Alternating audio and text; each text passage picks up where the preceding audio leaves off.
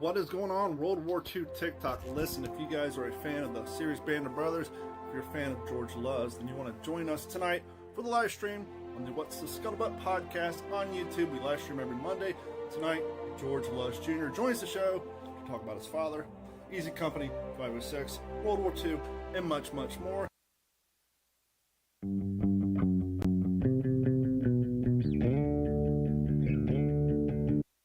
Digital 410 Productions proudly presents the What's in Your Head podcast.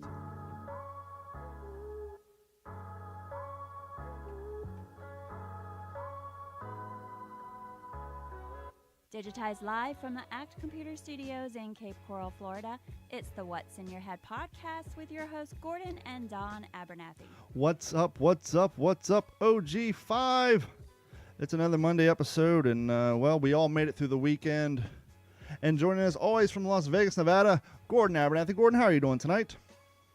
I'm all right. Just a Yeah, just an Well, I guess an is about as good as you can do in some Digital whoops, wrong 410. button. And we have a special guest tonight, but before I bring him on, I just want to play a clip that if you guys are on TikTok, you may be aware of this. It popped up on your For You page recently. Here we go. Then we've got a second pack of monkeys because why not? Florida's got multiple packs of monkeys. We've also got skunk ape. I don't need your help right now. Just hold the tail while I fuck the monkey, okay?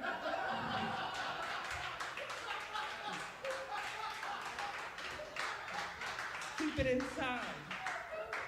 I have the sharing stick right now.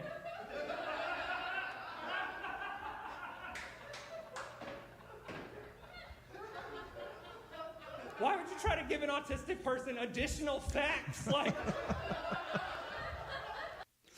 Joining us from Gainesville, Florida, via Zoom, AJ Wilkerson. AJ, thanks for hanging out with us tonight, man. That came across my timeline, and I was just laughing my ass off because, one, most people don't realize, yes, Florida has monkeys thanks to an old, 1940s production of Tarzan that they filled up in Gainesville, where the set production guys are like, hey, we need fucking monkeys, man. And so they released monkeys into the wild because, hey, why not? It's Florida, and we love non-indigenous species. And so,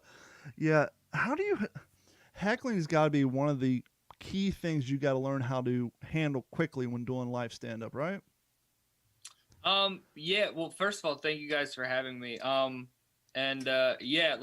Heckling is, it doesn't happen a lot, around here, but obviously, different places, and you get the occasional, drunk person at a show and stuff. So, it's something you have to learn pretty quickly, especially if you want to get good at it. So.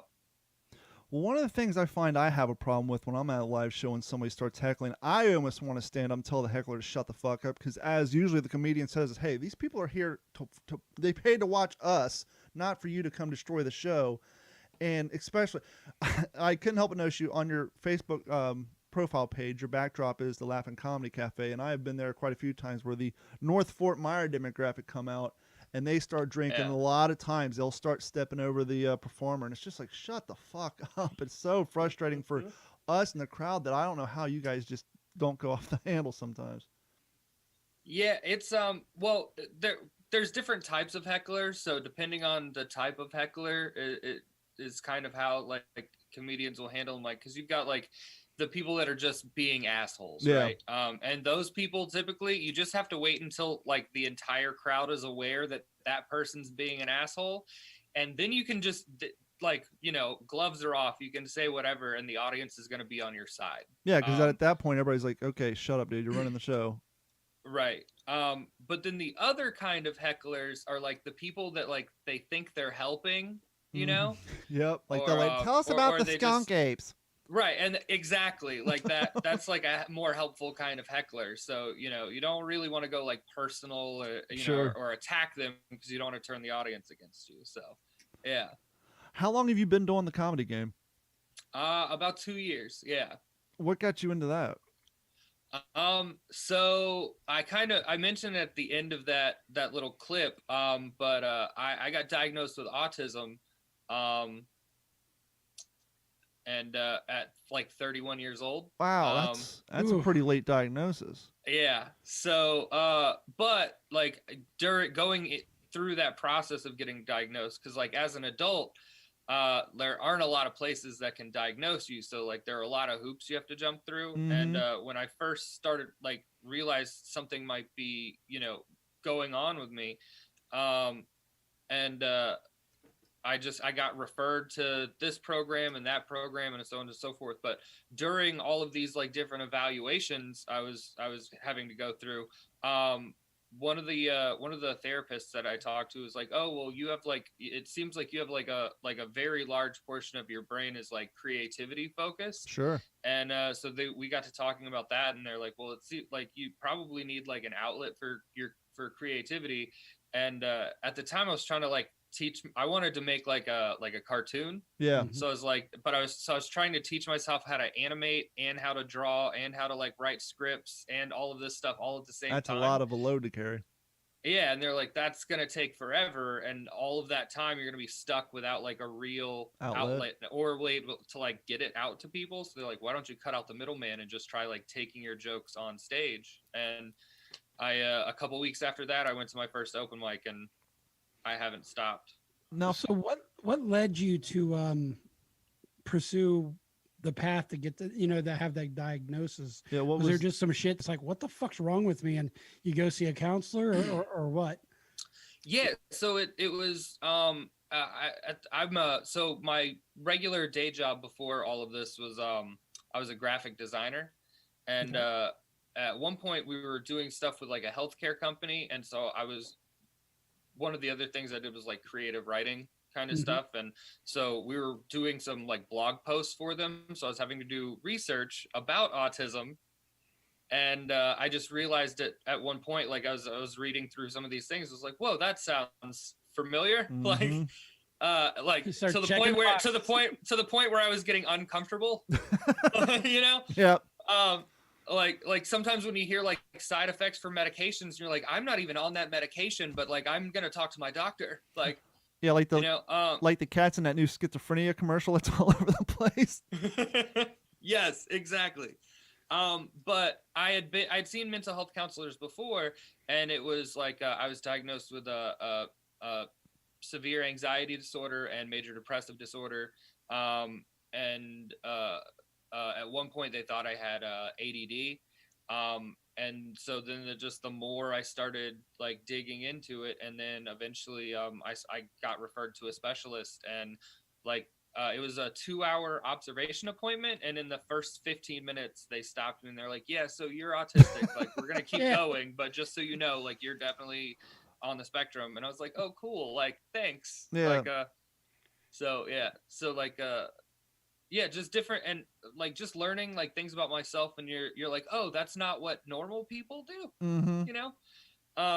Like things like when you have to have like a conversation with someone, like if you run into somebody from high school in like the grocery store, right? Yeah. And you guys start catching up, like I would get caught in these conversations, and like I build like word clouds in my head of like, oh, this is what I'm gonna say next, but sometimes I'm like building that in my head, so I'm not listening to what the other person's saying, so then I'm still having to play catch up. But it was like, wait, you mean you like full on like develop full sentences in your brain, like actively do that before you? And I was like, yeah, like I can't, otherwise I just can't say anything. And they're like, yeah, that's not a normal thing. I don't do that in live conversation, but I do that if I'm preparing for like a confrontation. Like I know something's going to happen. I'll have that pathway so that I can I'll already have preloaded comebacks to any which way that conversation could go. And so I'm kind of like that if I'm getting ready to go to a meeting because I run my own IT firm, or if I'm, like I said, I'm expecting confrontation or something, I'll have those whole entire type of conversations in my head as well. Right. So like that same thing, like you're driving home and you're gonna like argue with your significant other, and on the way home you're like, oh, I'm gonna say this, and if they say this, I'm gonna say, like some people do that like when they're expecting something, but I do that in every conversation I've ever had. So while you're having, and then if they zig when you want them to zag, it's like dumping a bucket of monkey wrenches in your path, right? Oh yeah.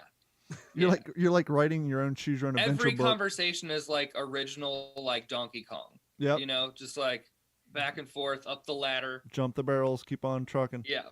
After you got diagnosed, did you and your parents say, this makes a lot of sense to some of the stuff we dealt with growing up, going to school and all that stuff? Oh yeah. Oh yeah. The comedian like, in you's like, yeah, see, told you fuckers. Yeah, it was like literally I'll like my parents will bring up something from like when I was a kid, Mm-hmm. like the like old stories and stuff like that. And now when they do it, I'm like, and you didn't know I was autistic? Yeah, right. Well, see, and the cool thing is now that you know, and the comedy thing is working out for you, well, with the exception of COVID and all that, you're 2 years into it. I'm sure you'll keep on trucking along.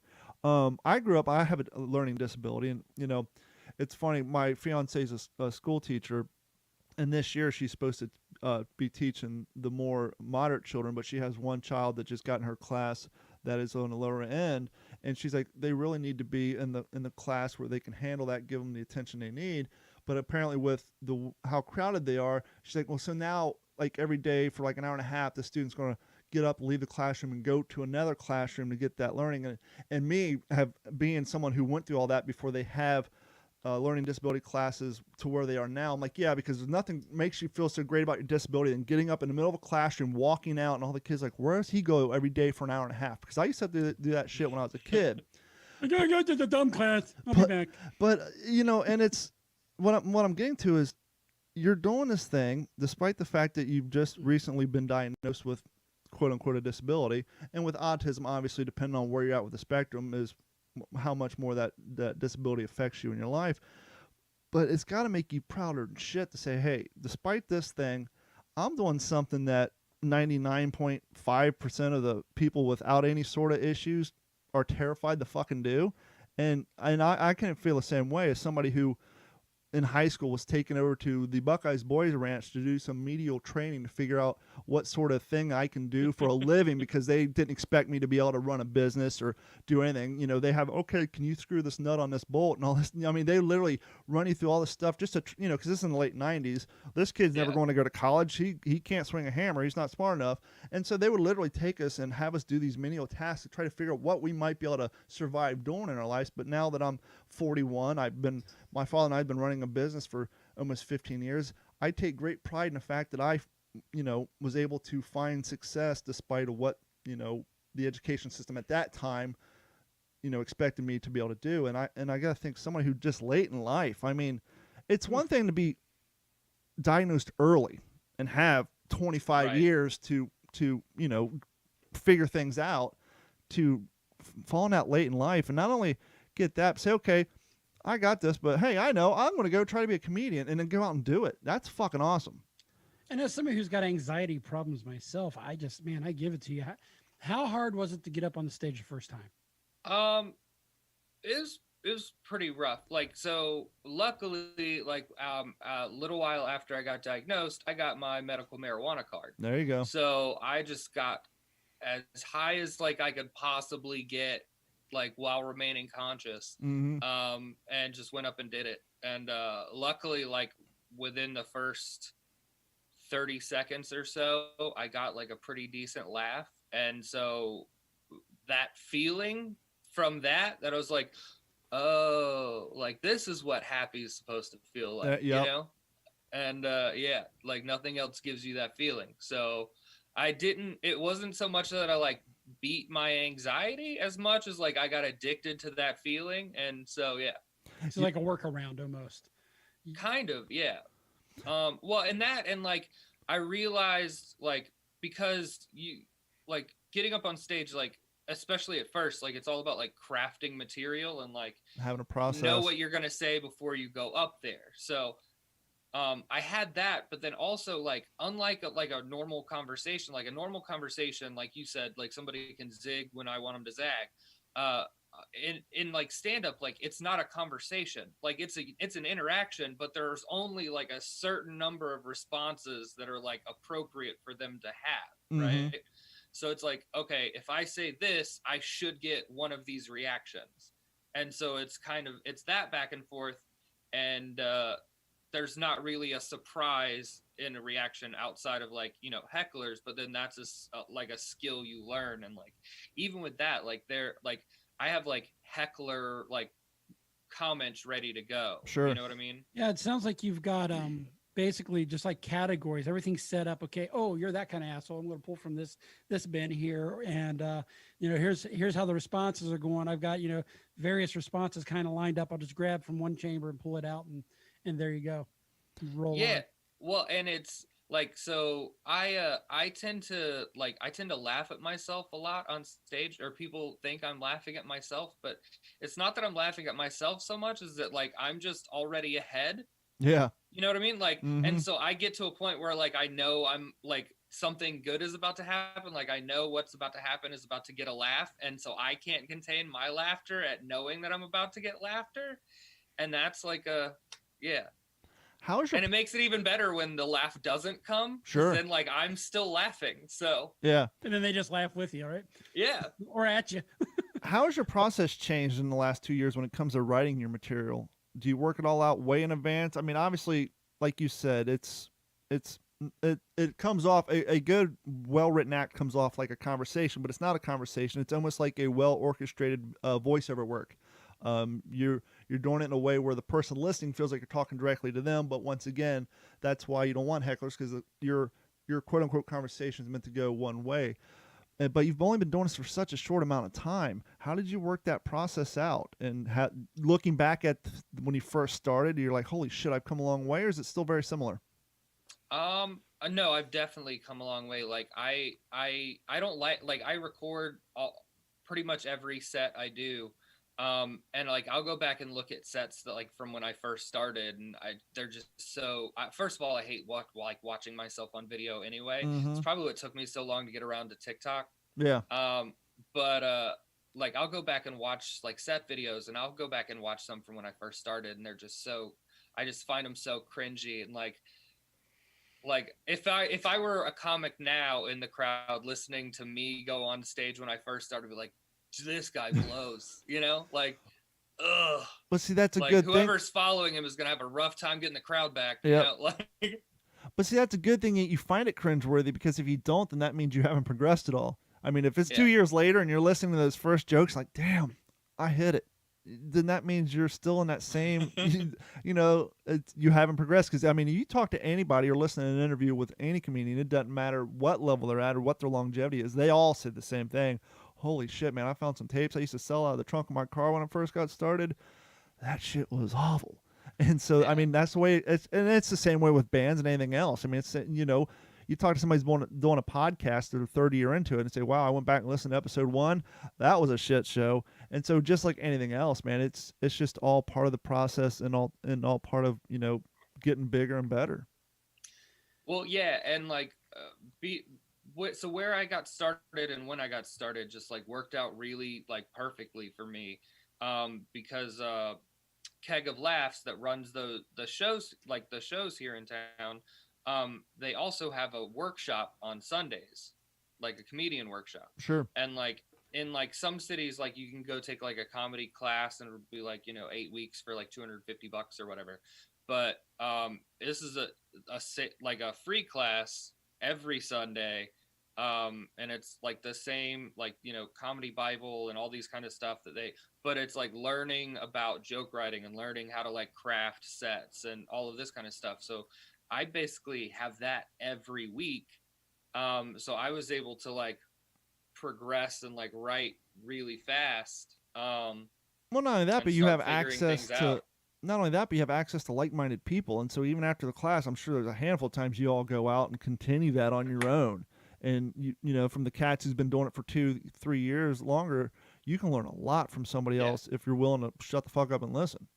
Yeah, well, and the guy who runs Keg of Laughs and the workshop is his name is Bob Smith, and he was a working road comic for like 25 years. Sure. You know, so having somebody with that much experience teaching you, like, okay, here's like the, you know, how this works, and then here's how you can like shorten the process, and here's how you can get from here to here, you know, and it just it worked out for me. And like just like the the formulas, like not formulas, but like just the formulaic way comedy works. Mm-hmm. And like if you put like you take something that's like mildly funny and you're like, okay, I know if I move this to here and put this here, like this would be even fun. And just like figuring out how that works, like it's people, a lot of people with autism have like intense focuses, so it might be like trains or robotics or computers or whatever it is. Like mine is comedy. Yeah. Like,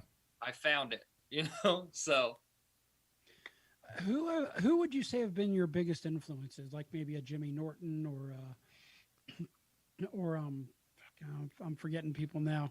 Just I was listening to your jokes. I'm like, this guy's blue. I can appreciate it, which has also got to be difficult in this day and age with the cancel culture. Yeah. So for so many people, because I'm like a student of comedy, and so if I'm not like writing or rehearsing or practicing comedy, I'm probably watching it. Yeah.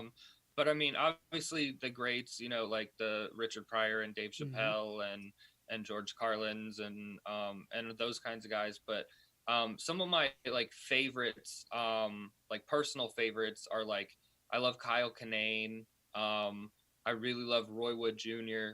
I really love he's all over like YouTube and stuff, but like Drew Lynch and Andrew Schultz. I love that guy. His YouTube channel, he found a way to blow up. Obviously he started with his real short routines, but then when he kind of changed the format. He almost did like a comedian's version of Somebody Feed Phil, where instead of it's about food, he actually shows, he keeps his 3 to 4 minute format, but then he shows him and his crew going around the town that he's in and kind of giving you the behind the scenes of the road comic thing where they're out there eating, they're going to like silly little fucking tourist traps and all that. And his stuff, they're still 10 minutes long, but he's got that thing hammered down. He's so goddamn funny. And he does so much crowd work, too. He's a huge crowd work comedian. I love his stuff. He's somebody I started studying when I started, like, trying to get better at crowd work, for sure. And he's somebody, speaking of cancel culture, he's somebody who's figured out a way to make fun of all races and genders in the crowd, but do it in a non-offensive way so that the people that he's making fun of, they're all laughing at it too. And I mean, he just doesn't give a shit when it comes to that. But there's a fine line of dancing, a way you have to do that nowadays.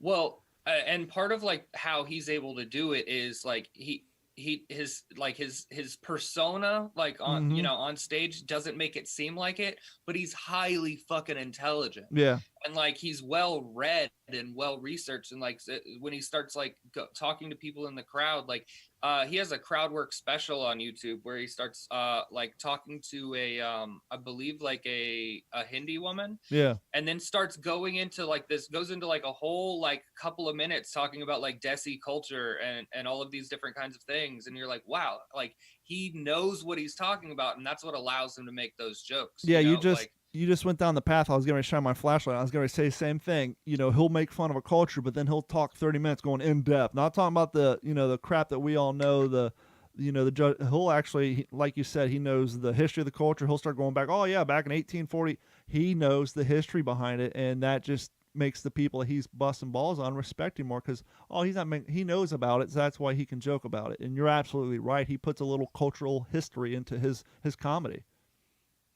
Right, yeah. So like he uses like the tried and true, like I can be informative and and that's how he creates that balance. And then you have other people like I try and create like in jokes like that, I try to create the balance by either A, making fun of myself first, or B, like identifying like kind of how I got there. Sure. If that makes sense.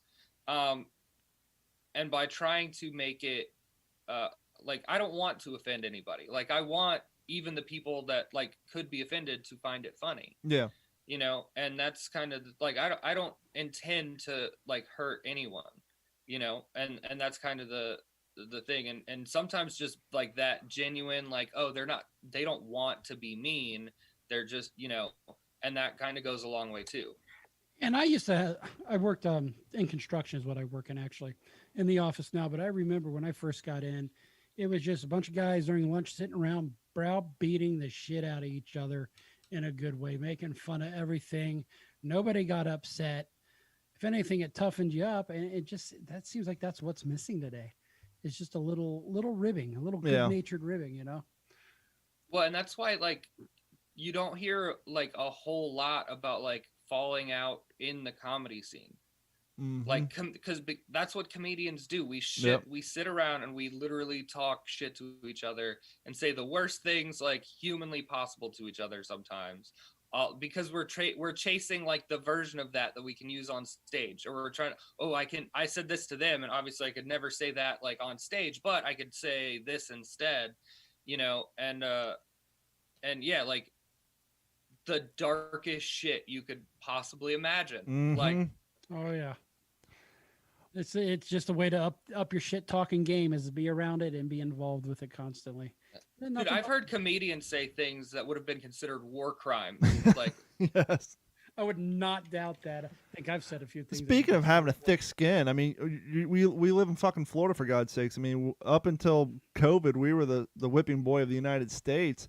And speaking of which, you know, you said you're 2 years into this. How lucky are you to be a Florida resident when it comes to this? Because we're open. I mean, we were closed for a few months. I mean, you listen to L.A. Comedy clubs, they tried to open up out in the parking lots. L.A. fucking slapped their dicks, told them to shut it down. Some of the guys are traveling, some of them aren't. And, you know, I know a lot of guys are doing the digital show, and I'm sure that's great for a well-seasoned comedian. But for someone like you who's 2 years into it, you're just now finding your voice. You're getting used to, being on stage and doing it in front of a crowd. But going back to the whole voiceover analogy, doing a podcast like this where I'm talking to two other people, it's easy to do. We're having a conversation. I mean, it's not easy to do, but it's easier to do. I do a World War II based podcast where a lot of times I'm doing pre-written monologues where I'm in a room by myself, and to get that sound across where you still sound like you're having a conversation with somebody, that's a hell of a lot harder than sitting here looking at two cats on a Zoom meeting. And to do the digital stand-up act is the same thing. And now you're not, instead of feeling the crowd, feeling the lights, looking around, getting that energy, you're looking at a monitor and you may see 30 faces on a screen. But I have to imagine it's got to be a hell of a lot harder to do. Yes and no. Like I said, I laugh at myself a lot. Sure. And like, it kind of works out great for Zoom comedy because I'm laughing at my own joke. So by like, that just helps kill that gap between like the delay in hearing their laughter. That makes sense.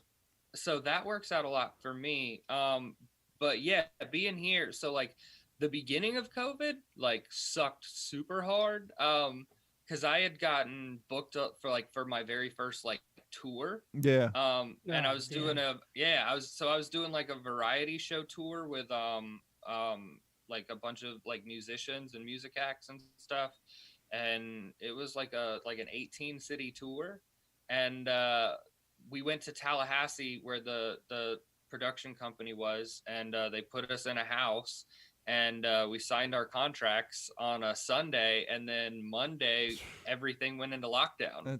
So we stayed there for like a month and a half, 2 months, just rehearsing. Yeah. And then we did like a virtual show, and that was it. But because I had like kind of somehow my momentum carried over, and when things unpaused and we first like opened back up, I got booked for a bunch of like private gigs and nice and stuff like that, and then I got to go and do like some bigger rooms. And then like I said, I had kind of gotten used to the virtual thing, and then I submitted I had submitted back in May. I had submitted to this comedy festival that was in October, and then it got canceled. But then they decided to do it virtually. So I submitted for this the Portland Comedy Festival, and I won the Portland Comedy Festival. So congratulations on that. I mean, yeah. Now, were you able So- to slam some Antifa guys in the process? No, there was no Antifa slamming. Well, it's just But that. I mean, that's saying something. To be 2 years into Yeah, this that and to is. win a fucking comedy show. Congratulations on that. thanks, yeah. So yeah, like now I'm just working on getting booked as things are opening back up and getting into some more places and start getting around more often. So Well, AJ, thank you for hanging out with us tonight. AJ Wilkerson. Hey, let everybody know where they can find you on TikTok, Instagram. If you have a lot of people are getting off of Facebook and don't, Facebook's so hard for someone like you and myself. If you have a quote unquote public persona page, it's so hard to get views without paying fucking Facebook the advertising revenue. yeah. I got 5,000 fans. I'll post a video and they'll share it with 10 of them. It's so deflating. It's so annoying that a lot more people are going to TikTok because of that. But where can people find you on the social media realm? Yeah, so on Facebook, just AJ Wilkerson Comedy. Instagram is AJ Wilkerson Comedy. On TikTok, I'm Captain _ Autism, and on Instagram, or I'm sorry, on Twitter, I'm Captain Autism with the underscore at the end. So yeah. Well, good luck with everything, man. And hey, once you get Absolutely. back on the road and your schedule picks up, if you want to come back on the show to promote anything, just let us know, and we'll be happy to have you back on.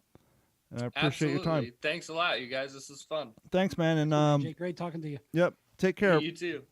Take it easy. Bye, guys. All right. AJ Wilkerson, man, thanks for so much. Have a good one. And we're back. It'll be interesting. Oh, nope. We had a hypothesis. The countdown is still in place. As you guys know, when we have a third party on the show and we go to the triple screen, the fine people over at Zoom hit us with that 40-minute meeting mark. And I told Gordon, I was like, hey, when we get close to that point, I wonder if when the third party drops out, if they'll get rid of the timeline. And no, the timeline is still there. So as we are going to do, and as we tend to do, whenever we have a third party on here, we got to split the show up into two. But before we do, this episode of the What's in Your Head podcast is brought to you by our friends at Computers. Computers has been providing IT solutions for all of Southwest Florida since 2004, and they can help you with your computer repair, your laptop repair, server work, network expansion, anything technical related to form authentication, online backups, antivirus protection. Give them a call at 239-283-1120 or head over to act-capecoral.com. Or, hit them up on their Facebook and Twitter. And even if you live out of the state, give them a call at 239-283-1120. Because as long as you have working internet, they can help log into your computer, help you with your issues, email setup, printer problems, virus problems. Give them a call, 239-283-1120. And we're going to be right back in just a few minutes. So hold tight. Tell you what, if you guys love the show and you like us having guests on, but you're annoyed by the fact that we have to split the show up in two, the best way to help resolve that issue is head over to what'sinyourhead.com or d-410.com. Click on that Patreon link and sign up. It's $1 a month, and they take $1 a month out of your bank account. You can help support the show, support the YouTube channel, and all that, and we'll get us some highfalutin premium grade Zoom. So when we have people on like that and guests on, we don't have to split the show up in two. But I would settle for medium fluting at this point. yeah, medium fluting would work great as well. So hold tight. We will be right back. Thank you guys so much.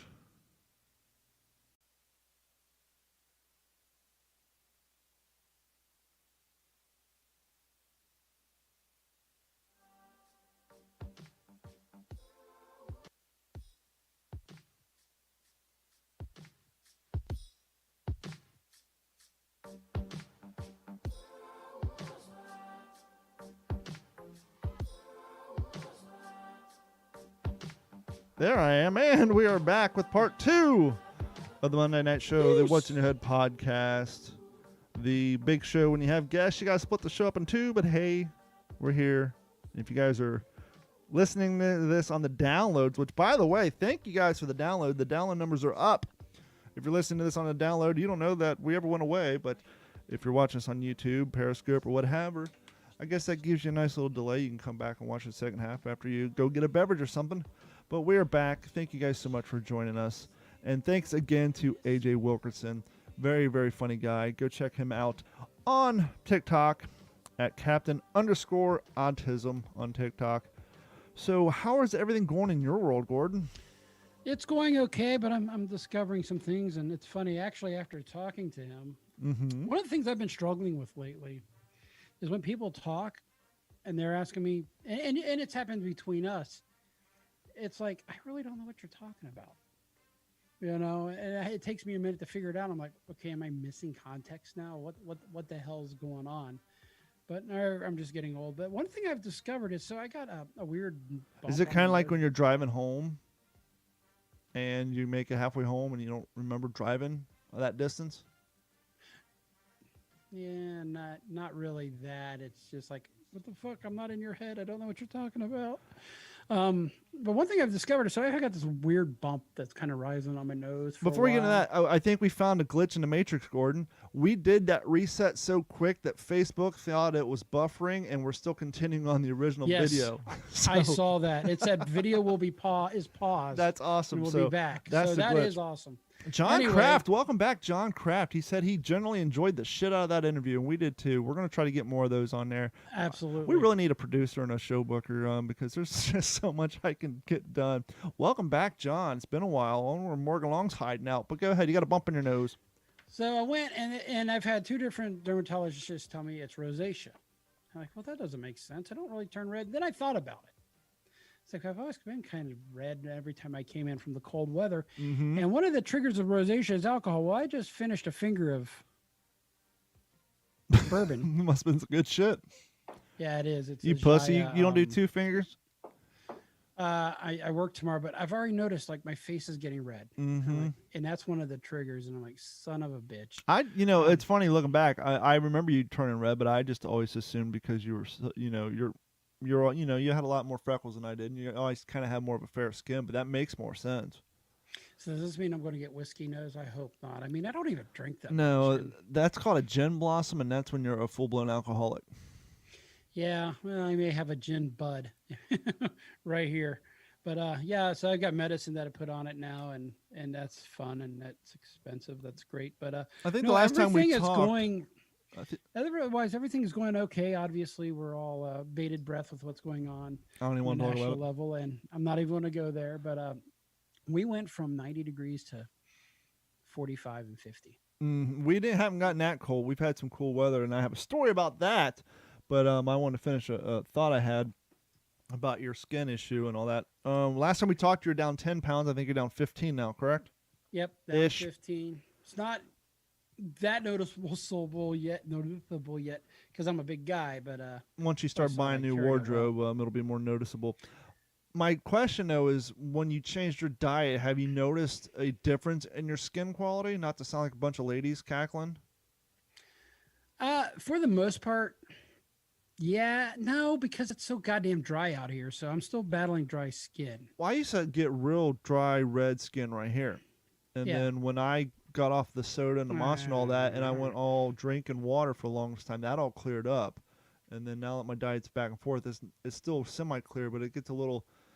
when I start drinking more shit, my diet gets worse. I actually do see a change in my skin condition right there. But like right now, for like last week, I've basically been drinking Gatorade Zero and water, and so my skin's actually pretty good right now. But a lot of times, if I'm drinking a lot of beer, soda, and all that, I will see a difference in the skin. Now, as we know, we had Vinny on, and thanks again, Vinny Tortorich, for coming on and guiding me through and get me started on this no sugar, no grains.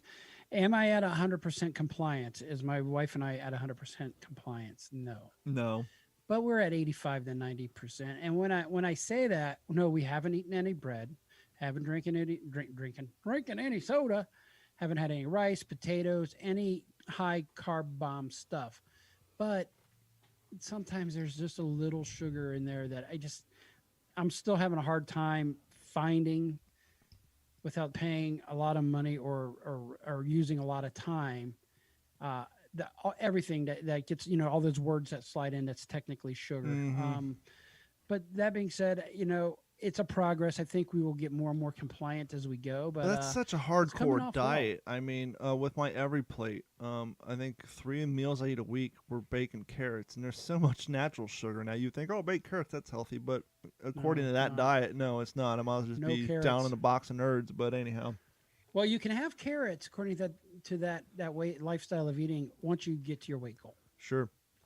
And I know we're not supposed to have any cheat meals until we kind of get to our weight goal. I've been doing it for a while, but we've slipped. I've had a sandwich once, and I did not miss it at all. I'm like this, we've discussed this, but yeah. So no, everything is going good. My cheat day this week was wings, which had mango habanero on it.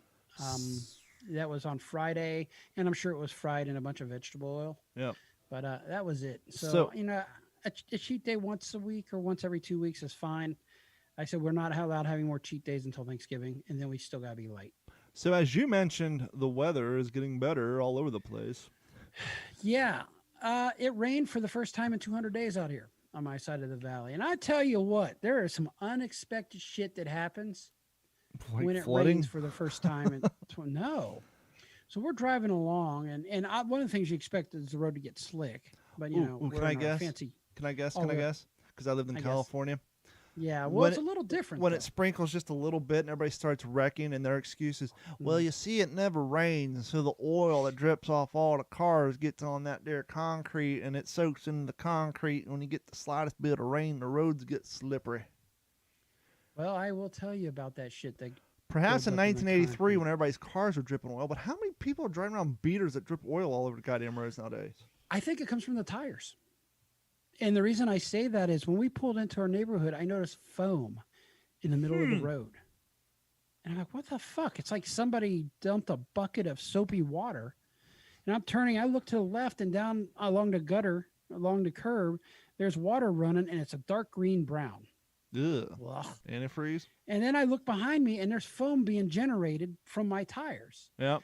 We back into the garage, and I've got a nice big black tire marks going up into the garage. We get out because we've been walking around in the rain in parking lots, and our shoes are leaving black prints everywhere. That's weird.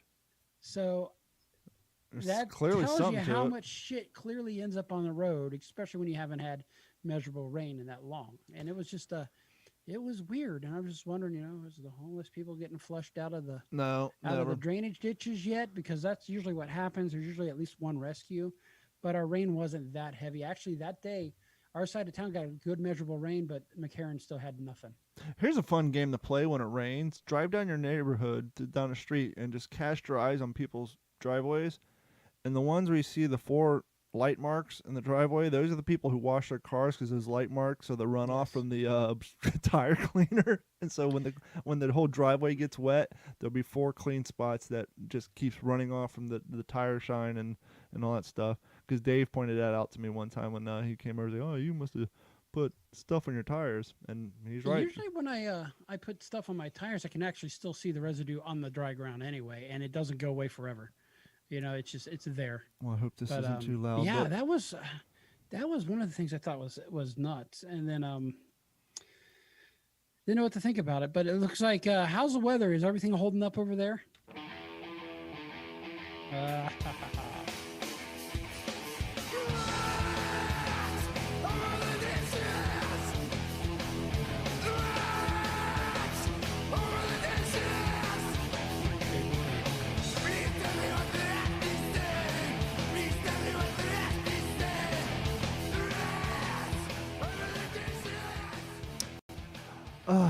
So last Tuesday or Wednesday, it was the day after our last podcast. As I said, no, it was Tuesday, the election day. The cold front came in, and we cracked open all our windows and all our doors, and everything's great. And the next day, we're following suit and watching the election results, waiting to see what's happening. And we have 2 sliders. Basically, my living room door is here. My bedroom kind of does this because my lanai comes into like a rectangle. And so I have a slider on this wall at the bottom and a slider here. And then Like a an window. L.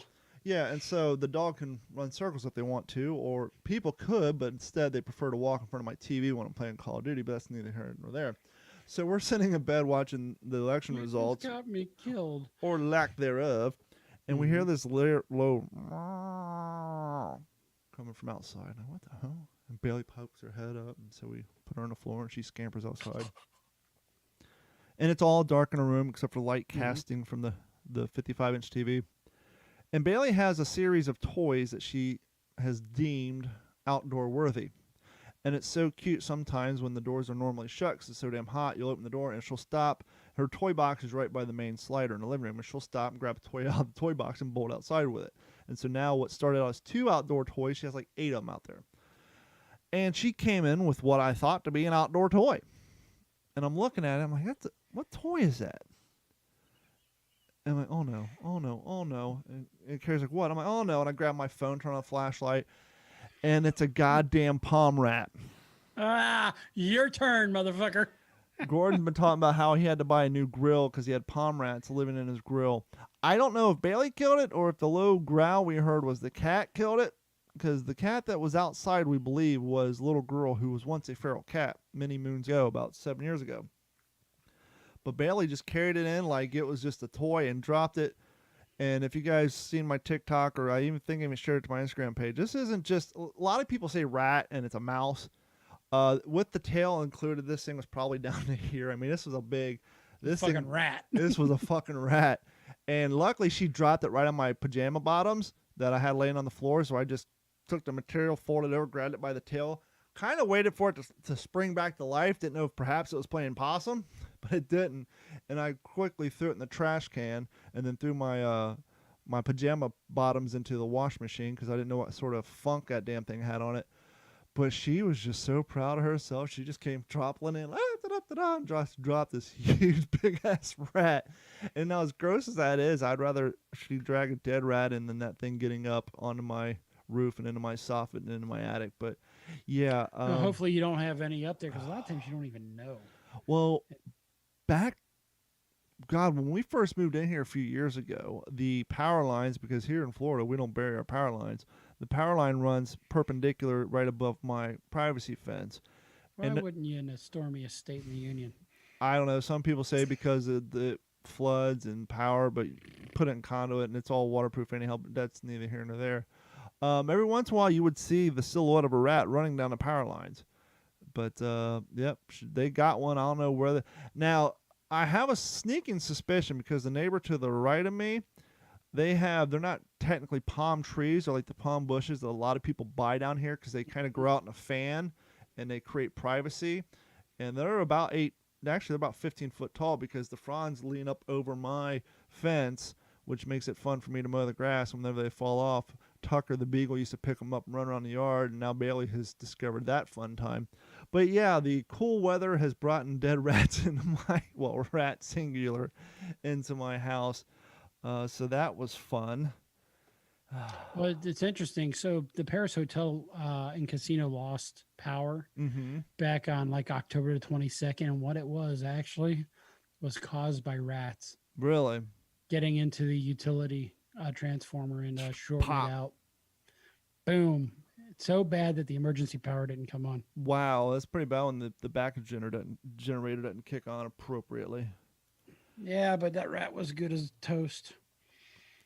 Yeah, you were asking about the weather. Today was the storm that never was, not that we wanted it. They have this tropical storm called Eta. I call it ETA because that's all we worry about is when damn thing's going to arrive down here. But this thing is like on crack, right? So it came up Florida Keys, Cuba, and it kind of started to circle towards us and then hung a hard left out in the Gulf. And I haven't checked the weather today, but they're anticipating that this thing's going to go out there and get more energy and then possibly later this week hook back and land up around Tampa area, Bradenton area. Hopefully not. But we were supposed to get bands that were strong enough this morning that they canceled school because they didn't want, because of school choice, our elementary school starts here effing early. Early it's enough where there's kids at bus stops around 5:36, depending on how far they got to go. And so they didn't want kids standing out in the dark and, potentially 25 to 30 mile an hour winds along with rain. And so they went ahead and canceled school yesterday. And so I kind of stayed up late last night playing Call of Duty with the kid and Carrie. And I went to bed around 2 and kind of anticipating, well, I probably won't be able to go to work late anyhow because it's going to be windy and rainy and won't be able to drive. I got up. Just a rain event, like son of a bitch. Now I gotta go to work, so I crawled out of bed, and it was raining a little outside, but it was by no means dangerous to drive or anything. And so whether or not, hopefully this thing doesn't come back. Interestingly enough, with all the storms that they've had this year, this is the first named tropical storm that's actually made landfall in the state of Florida this year, or they're anticipating it will be, because I guess technically it hasn't made landfall. We just had the ban so far.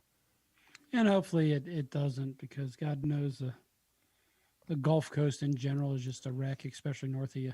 Well, they always say, you know, you're fucked whenever Jim Candori comes to town, and he's on Marco Island, which is about 50 minutes from here. So they're definitely expecting this thing to come this way, or were.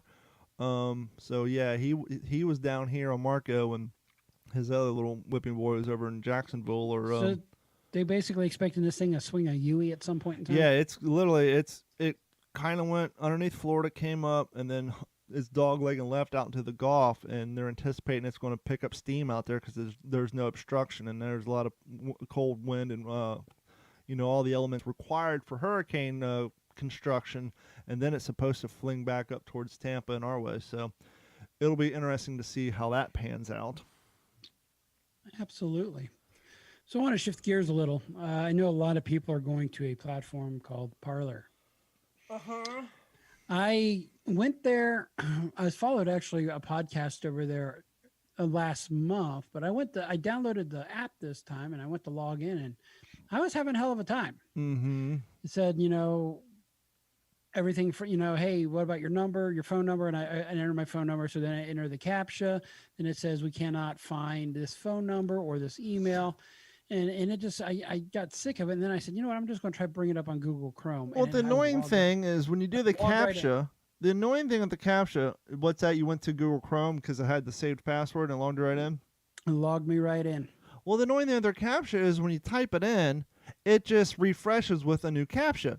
But real small underneath it, it says we cannot find an email address. But if you don't read that Exactly. real small font, you're like, you keep typing in the goddamn CAPTCHA, because interestingly enough, when it's so funny, everybody's making this leap, and I made You think that's bringing it down? You think that may be the problem? No, it wasn't until I got on a PC and not on my phone, because when you're on the phone, the keyboard's up and it covers up that the part where it says real small, we don't see an email address registered to that account. When that keyboard's up and you hit enter, just the CAPTCHA refreshes. And you're like, what the fuck? And you keep retyping in thinking you typed it in wrong, and it's an endless loop. Let's talk CAPTCHA real quick. Mm-hmm. Now, you'll see a series of lowercase and uppercase letters. It is case sensitive. It is case sensitive. Okay, I just wanted to make sure. And it's kind of pointless, because if you're on Google Chrome, like the picture version, back in the day, well, choose the dandelions. If you come across that one, Google Chrome just does it for you, so you don't have to do it. It's kind of pointless. But anyhow, I had the same problem a while back, 5 months ago to be accurate. I signed up for it. Turns out I signed up for it back in, because I'm late to the party, I signed up for it in June 14th of 2019. You're early to the party. And the app updated, and it asked for my password, and I couldn't figure out the password, and I couldn't figure out the username, the email address it was registered to. And I was like, well, no one's on this app anyhow, so big whoop, I'll sign up. Turns out I had 50 followers, so I signed up again 5 months ago under D-Train 410 instead of Donovan 410, which is most of my stuff. And now that everybody's transferring over, hey, I want my 50 followers I had and I want to be a cool guy with the old-time date stamp. But I figured it out when I went to my Google Chrome, like you said, and it said my D-Train 410, then it said the Donovan 410, but it said gotmail.com. I must have typoed it because I signed up with my Hotmail account. Is that like the green dot card? Exactly. But my question is, usually when you sign up for a service, you have to go to your email to click the verify that the account exists. And as far as I know, there's no Gotmail service, is there? Gotmail.com. Test that Viper. No, so there is no Gotmail. So how this thing, before continuing to Gotmail, I'm not even going to try. So I don't know how it ever registered an account for me at Donovan410 at Gotmail.com. But luckily I figured that out, and I was able to get in. So now I have two Parler accounts. One of them's under at Donovan410, and the other one's D-Train410. Obviously, I'm going to use the Donovan410 more than the D-Train one. But yeah. Well, and by the way, found out. For those who haven't made the switch, it's nothing like Facebook. It's Twitter basically. It's Twitter. It's a work in progress. It needs that. It takes It forever to upload definitely- photos. I don't like the whole vote and echo thing, and echo without an echo. The whole thing's weird. But I kind of jump onto these new platforms not to be the first to do it, but kind of like when I signed up for YouTube, which is the Utah Gun Exchange. It's their version of YouTube from when YouTube started demonetizing videos with firearms in them. I sign up for that stuff because I think it's a lot easier to get followers when there's not a million people to compete with. And so I try to get on new platforms when it's early so that you can get a lot of followers out the gate, especially if it's a personal page, that's not a big deal. But if you're trying to promote something like a podcast or a public persona page, it's easier to get a lot more followers when you're not competing with 30 million other people, when there's, a couple 100,000. So that's part of the reason why I signed up back in 2019. It had nothing to do with politics. And like I posted today, hey, just because we're here doesn't mean we want to be getting an ass load of your politics here either. We just want, less censorship. I'm reading an article that was created by a bunch of Trumpsters because of that. Now, one thing I found interesting is you could change your name and your handle easily. So I ended up going through a couple of variations, and then I settled at Gordon at Analog 410. There you go. Just because that's where I'm uploading my videos, which I got a bunch of days off coming up, so I'll be uploading a bunch, I think, and that's what I did. So yeah, it's a little weird. I think it's going to take some time to hopefully, as more people migrate over. If they migrate, once again, it's not a Facebook substitute. So if you're looking for a platform to give you the feeling of Facebook, keep your Facebook account. If you want to cancel your Twitter account, it's basically the timeline, the formatting. It's basically like Twitter. It's not going to give you the birthday reminders and the events and the groups and all that like a Facebook does. And that's one of the things I've been seeing a lot of my reenacting buddies like, hey, I'm just staying on Facebook just for the the events and the calendar stuff, and so we can set up these these World War II reenactments or whatever your preferred hobby is, and they're just minimizing their personal posts. But yeah, and yesterday on my personal page, I said I'm going to use Facebook, what it's the best used for, and I posted a picture of my food. Yep. Well, that's more Instagram, but yeah. Well, it's just to tone down the BS. And it's so hard to switch because now it's just one more thing you got to do, unless you delete one in the past. I hate to delete my Twitter feed just because I got 1,500 followers, but none of them really follow me anymore because I took 2 years where I didn't post anything, and so now my posts don't show up anyhow. So I'll post something 5 people will see it because once it's much like Facebook. So I could probably get away with deleting it, but I just haven't done so yet. Yeah, I'll hang on because obviously our family's spread across the nation. I want to give you guys an update because I like to come back and admit when I was wrong or misspoke, if you will. We did this whole great segment talking about how TV shows and movie production spend a lot of money filming a scene and they cut the shit out of it never seen. Turns out in this case of The Right Stuff, I was wrong when I was skimming through the episode. I fast forwarded through the whole damn thing. But yeah, if you go about, I think it's 14 minutes into episode 1, Sierra Hotel, when Sam Shepard goes to the naval officer place. Not Sam Shepard, that was the name of the actor who played in the original Right Stuff. Alan Shepard. When Alan Shepard goes to the officers club to demand more flight time, that is the scene that I shot in Orlando at the golf course as the naval officer, and I do have quite a bit of screen time in that opposed to the minimum amount in episode 4. So I was wrong. They did not cut out all that scene, and it wasn't a waste of 8-hour recording. It was just I fast forwarded through it. So I do know I've talked to a few people who've seen the show. I haven't watched all the episodes yet. I know one of them who's really heavily into it and loves the show. So if you guys have Disney Plus, check that out and let me know what you think of it. I think it's a pretty good show so far. Yeah, I gotta get onto some Disney Plus. You ready to get going with the news and shit? I am ready to get it going on with that news and shit. News and shit. News and shit. Now here's Gordon with some news and shit. Joining us now from the Digital 410 West News Desk in Las Vegas, Nevada, Gordon Abernathy. Hey, Gordon, how you doing tonight? Eh. Better than make you this happy Idaho, if I play man. the clutch again? Nah, that's fine. we don't want it to mute it on the other side of the stream. I try to keep it under 30 seconds. Well, I am doing better than this Idaho man. Hey ho, I'm from Idaho. Idaho man was banned from Yellowstone National Park.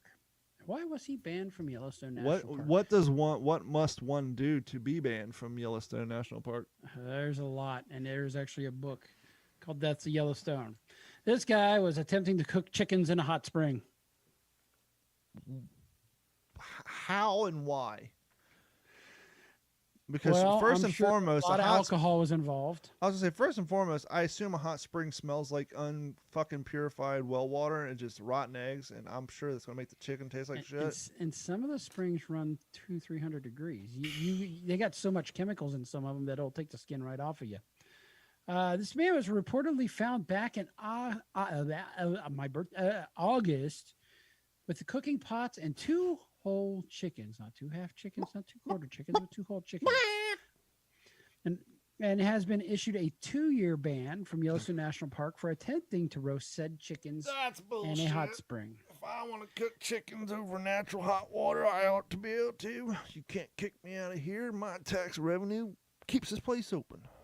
So after being alerted to hikers in an off-limit thermal area of the park carrying cooking pots on Friday, August the 7th. Were they like the blue camping style ones with the porcelain? I would not doubt it, but I hope you at least go for a cast iron or a Dutch oven. This doesn't sound like the move of a cast iron user or a Dutch No, oven this aficionado. sounds like a move of one of them real lightweight aluminum ones. Yeah. So park ranger found 2 whole chickens in a hot spring inside a burlap sack. Dead or alive? Well, they're dead, according to the East Idaho News. So these should be identified at this point. The unidentified man from Idaho was cited along with 2 others.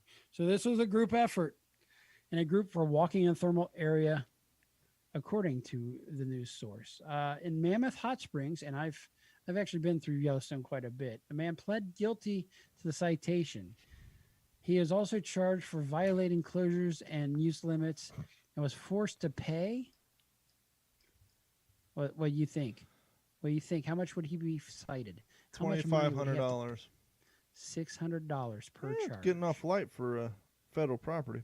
For 2 years. So that's $600 per charge plus 2 years of unsupervised probation and 2 years banned from the park. Guy sounds like a pussy to me. Anybody with a fucking nut sack on them with chickens. Anybody do chickens. You want to impress me, son? Cornish game hens. That's where it's at. Smaller, you got to get closer. Higher risk, higher reward, you pussy. Speaking of pussy, Marty, a black Maine Coon cat, used to patrol the highest peak in the Northeast United States for 12 years. That would be 12 for those playing along. At its weather observatory. That a baker's dozen and be 13, you son of a bitch. Has passed away. Well, of course. After how many years? 13 years? That's a long run for being a feral cat. 12 years. No, he wasn't a feral cat. He was actually a cat they put up there. So, what kind of asshole leaves a cat on top of a mountain? Summit Operations Manager. That's a cat that knocked one too many glasses off the goddamn counter is what that was. Yeah. Sholin said, and this is according to Rebecca Sholin, as a past observer who lived on the summit for 4 years, so basically it's a partner with whoever's up there patrolling, I can tell you that Marty was a special companion, an entertainer, and incredibly loved by all observers and state park staff, and will be sadly missed. So the Mount Washington Observatory staff has had a cat at the 6,288-foot summit, which is called the home of the world's worst weather since 1932. Now you guys even larger assholes. Drag a cat up to the location that has the world's worst weather. Surprised the damn thing didn't get eaten by a coyote. You ain't going to get a partner with you up there, so you might as well have a cat. Keep the rodents at bay when they try to come in. I guess. The observatory had recently shared the news that Marty would retire from the mountain in early 2021. However, he did not make it. He was a shelter cat, and he won 50% of the Mount Washington mascot primary in June 2008, the same time that Democrat Hillary Clinton and Republican John McCain won their respective races in New Hampshire.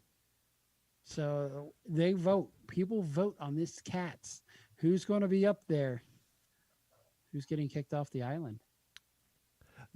there was a crazy TikTok video where this lady, she lives she lives in Colorado or somewhere, and her backyard, it basically empties into an open field, thus slowly goes up into the plains and the mountains and stuff, and the plains, mountains, two different things. And they had a pack of completely. They have a pack of wild coyotes. No, I think they're wolves. See, a pack of wolves or coyotes, and they're running around, and they notice this French bulldog is running with them. Not only is the French bulldog running with them, he's like the alpha male of this pack of wolves. And they reported Does he bark in a French accent? They reported it, and they put a have-a-heart trap out there. They're trying to catch this French bulldog, and she has it on film. The wolves won't let the French bulldog get anywhere near the have-a-heart trap. They send up a scout to go out and sniff it out and check it out. And they said they've been watching this thing. They've been trying to capture this French bulldog for 2 weeks, and this thing's running. This pack part of of the wild pack. boars. I mean, it's it ain't insane. gonna happen. Yep. No, sir, don't like it. No, sir, don't like it. So there are some people that are just not bright. Mm-hmm. Some of the duller crayons in the box. Mm-hmm. There's one individual in Wisconsin who decided to transport a snowmobile by strapping it to the roof of his Toyota Corolla. Now, if one was to strap a snowmobile to the roof of the car, number one, that'd be stupid. Number two, which direction would you think they'd strap it? Well, first off, direction. Hey, how do you get it up there? What's the average weight of a snowmobile? 2,000 pounds? It's up there. And for the casual shade tree mechanic at home, what is the weight rating on the A-pillars of a car? Are they meant to hold a 2,000-pound goddamn snowmobile on the roof? You think it'd affect the crumple zones? And to answer your question, it would be nose towards the trunk because you'd have to drive it up the hood. How about nose to the passenger side? What? Think of a dog bringing a branch into a house. Yeah. And it's long wise. Yeah. So what they do? Drive it up next to a hill, and then drive it on. It's hard to say, but I did send you a picture in your Gmail account I'll have to check of this, it out. just so you can understand and fully understand the majesty of idiocracy. That's or idiocy. insane. So the trooper pulled over. Oh, that's something special right there. Yeah, they drove up next to a hillside or down in a raincoat ditch, and then drove that thing on. That's a special. That's a special individual there, isn't it? No, you're wrong. The nose is towards the driver's side, and they had to get in on the passenger side because the skis are actually sitting over the driver's side door. Okay. And so I've got it backwards. They had to but it's still the wrong. That's insane. Imagine loading it into your truck that way. Anyway, the trooper pulled over the driver on Highway 63 in northern Wisconsin on Sunday afternoon after seeing a snowmobile perched sideways on the top of his sedan. You know why I pulled you over, son? No, sir. No idea. I was doing the speed limit, sir. Am I speeding? My brake light out? Well, apparently you got a piece of heavy equipment on your roof. Who done put that there? That's hanging left to center. And I mean, in places like that, don't they have those small, old school tunnel bridges with that are down the one lane? I don't know Wisconsin well enough, but yeah. So basically, the Wisconsin Department of Transportation tweeted out the photo of the car with the Polaris, which is probably worth more than the car. Now, clearly, topper on the mount of the, with the message, "Folks, don't try this at home." So the driver, guess his age. What age range would you try something like this? Yes, but someone who's that young to try something that dumb that you're thinking can't afford that. So I'm going to say 38. 23-year-old driver was issued a warning. 23-year-old driver with good credit. Techniques and cited for failing to buckle up, according to the DOT spokeswoman. I'm sorry. The driver, one Mr. Matthew Schmidt, which I'm sure he goes by the name Schmidt, he did it again. Of Clayton, told the trooper that he just bought the snowmobile and was driving it over to the friend's house to show him. So you went on Facebook Marketplace and you bought yourself a 1998 2002 Polaris snowmobile. You live in Wisconsin. I'm sure 2 of your family members are farmers. No one has a truck. Oh, wait till you hear this guy's response about the whole thing. He goes, I know it looks sketchy, but we strapped it down and shook it. up and down like this Hey, kind of region, stuff like this is seen all the time, but it's more like the back roads. to give him credit, I have seen an F-250 truck pulled out of a ditch with a fucking ratchet strap. Those things are pretty durable. I was in a vehicle that we were stuck. I was pulling a trailer out, and somebody got up and helped us, and I didn't have a strap on us. Either of us did. You didn't have a strap on? The person pulling me was also an employee, and oh, I'm sorry, we did have straps, but one of the general contractors guys, foreman, came up, and he just threw a strap on real quick. Yes, inner joke there. Mm-hmm. And it was something that I didn't realize until it was too late. But as he went to pull me, the strap broke, and we were always told not to use one with a hook. The hook went sailing through the back window of the truck in front of me. I seen a picture on Instagram. It was a meme, but someone had a ratchet strap on the wheel well of their truck. No, on the bed. I saw And it. it like cut it. At least that's what, unless they photoshopped it. It looks like it cut it, but it almost looked a little fake because the way it was cut. But yeah, that's pretty crazy too. Got one more. Okay. I got one too. This is a little before your time and your interest of World War II, but it is World War I. Carrier pigeon's secret World War message was uncovered a century later in a French field. An elderly French couple was taking a walk through a field in September when they spotted a peculiar object. It turned out to be a tiny capsule with a spectacular message inside, a 100-year-old handwritten note from a World War I soldier, according to The Guardian. The note was written in German by a Prussian soldier based in, I'm going to mess this up, Ingersheim. The region now part of France's Grand Est, but was still part of Germany. The note had been sent by a carrier pigeon to the soldier's superior officer. And what did this message say? Send more backup. The Yanks are coming. It said, Und Scheiße. It said, Platoon Pothoff receives fire as they reach the western border of the parade ground. Platoon Pothoff takes up fire and retreats after a while. In Frechwov, half of the platoon was disabled. Platoon Pothoff retreats with heavy losses. So basically reporting that they got their asses handed to them, and clearly it did not make it back to the person that it was going for.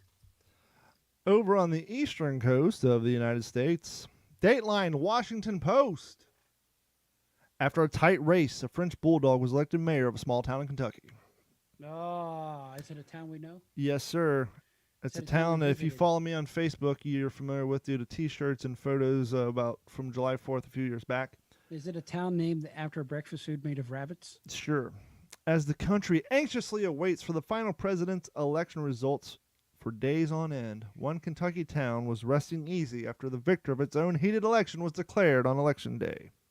Wilbur, a 6-month-old French bulldog, was named the mayor of Rabbit Hash, Kentucky, out on the outskirts of Boone County.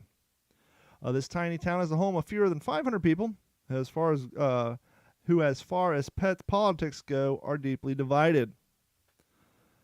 He's a good-looking guy there. The town had never had a human mayor, but each election cycle, people from all around the world cast their votes to elect a canine one. It's mostly just for fun and a distraction from the tense human politics, but each voter pays $1 per vote. That seems like a bribe to me, but anyhow, each voter pays. Keep that trading post up and running. Each voter pays $1 per vote, and the proceeds goes to the Rabbit Hash Historical Society. This year, they raised nearly $23,000. That's awesome. So they had 23,000 votes in a town of 500 people.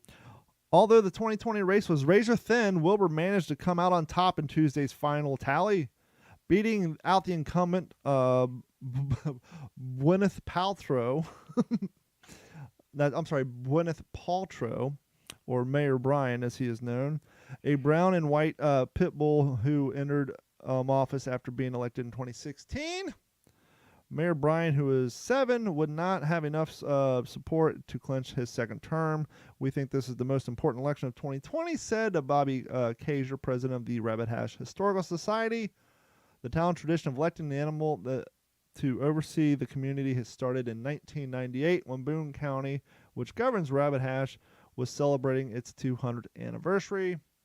They asked that all mayors to honor the birthday, but Rabbit Hash didn't have a mayor at the time, and so they voted one in. One thing I didn't know, apparently to be eligible to be the mayor of Rabbit Hash, and I'm not sure how the logistics works. I don't know if this article, Rabbit Hash 18, blah, blah, blah. From what I understand, each nominee has to be able to chase a rabbit from their home to the general store within an hour. I don't know if that's a real rabbit, a fake rabbit, or how the logistics works on that. But that is the new mayor of Rabbit Hash. One thing that would be better than a French Bulldog would be a Boston Terrier. But I digress. Is it me or is Frenchie's taking over the world? Well, I'm stuck on Frenchie TikTok. But yes, that's because they're so damn cute and they're very, very vocal. But I hear that they're also very delicate. Yes, they health-wise. Hey, send us an email to info@d-410.com or go on Facebook page. If you want a free What's in Your Head podcast sticker, let us know. All we need is your address and your name, and we'll mail it to you. The only caveat being is we prefer, unlike that, you put it somewhere where it can be seen. There is a little cost in making these things and mailing them out. I would prefer they not end up on your refrigerator in your garage unless you have hundreds of people come over. And as was mentioned when we brought this up on the What's the Scuttlebutt podcast, my co-host on that, Jeff Copsetta, he actually had two barbers out in Texas where he lives that allow him to put the sticker on their mirror so that when people are getting their haircuts, they're staring at our logo. But if you want a free sticker, no cost to you, email us at info@d-410.com or send us a message on our Facebook page. Just need your name, address, and preferred color, and I will send you to you for free. Just put them somewhere some people can see them. That'll be great. And Gordon, you have anything to go out on tonight? I think that is it, man. That is absolutely it. Well, thank you guys so much. It's been a great week so far. It's been a long week. I got a thing I got to do tomorrow with Lowe's. We'll talk about next week, see how that works out. That'll be fun. But anyhow, I got to do that tomorrow. And remember, if you never get out of your comfort zone, you'll never get out of bed. So get up, challenge yourself like I'm going to do this weekend at my next Savage Race, and work on making your life better and happier. And thank you guys so much, and we will see you all next week. Same bat station, same bat time. It's the What's in Your Head podcast. We're consistently inconsistent, and all that good stuff. Something like that. See y'all next week. Thank you. Thanks, guys.